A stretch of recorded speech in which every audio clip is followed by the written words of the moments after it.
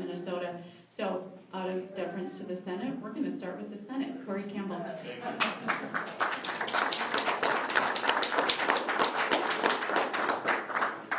Thank you, Senator Benson. And I look forward to being a colleague of yours as well. So again, I do want to thank everybody for coming out here this evening. I know it's everybody's very hectic, busy schedule.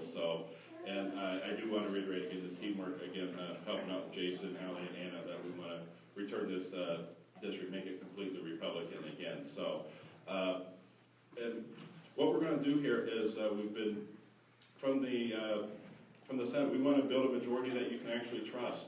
And Jason knows this as well. Our businesses and individual rights are under assault. I was literally on the phone today with two presidents of local chamber of commerce because I was curious about how this new Minneapolis sick leave policy was going to affect their businesses. And they're still unsure because these businesses, even if you're not based in Minneapolis, but if you have a certain employee that does business in Minneapolis, and I see Jose shake his head, how do you actually administer this? It says the sick hours start at 80 hours. Well, when do you accrue time? Is it when you, maybe you're a delivery person, does it happen when you actually come into city limits? Or I'm in sales, we're there all the time. Is it actually in front of a client? When does this time begin?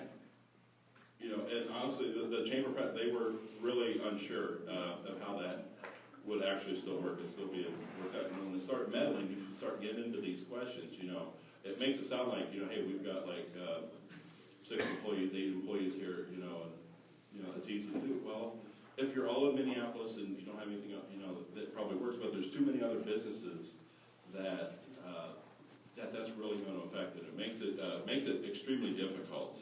And that's something that I'm going to really try to repeal on some of this stuff, because the regulation state it's actually worse than the high taxes. Again, I do financial services and everything else, and when you talk to a business owner or people like that, if they have fought through the regulatory system and have actually made some money, there are things you can do to minimize the tax bill. Okay, but it's these regulations that everything goes right to the bottom line. And it just makes it extremely expensive, and if anything else, it's disheartening and cumbersome to do. And again, I've personally been affected by this. With again, it was at the federal level with the Obamacare rollout. I worked for a company in business over 120 years, and within 2 years, we were out of business. Again, that was 1 million people lost their health insurance. 6,000 people lost their jobs, including over 500 here in Minnesota. And after we go through that despair and everything else, I want to make sure that doesn't happen to any other business again from a government regulation standpoint. And even Bernie Sanders yesterday, I heard him say, if he gets elected, first thing he wants to do is ban fracking. Fracking is one of the main things that's actually led to the huge job creation across the country. And those are their ideas. And that's where our opponents and their ideas are. So Senator Clausen thinks the same way. A great person, a nice person, everything else, but he votes the wrong way. He wants a light rail train from Minneapolis to Eden Prairie.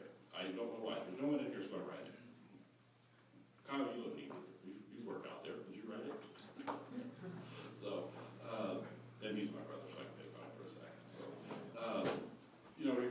the gas tax. We have a surplus of over $900 million. We don't need any more additional taxes. We already are collecting too much money as it is. And something we're going to hear a lot of. Again, a building majority you can trust. The Republicans, we need 6 seats to regain the majority in the state Senate. That is the difference between a DFL majority wasting your money on fancy new office buildings and a Republican majority controlling Governor Dayton's high tax, high regulatory agenda. 6 seats. There are currently 6 seats represented just like this one. We have a Democratic senator and 2 Republican House members. If we can just win those seats, we'll regain the majority. And then we'll put a lid on Governor Dayton and his regulatory state.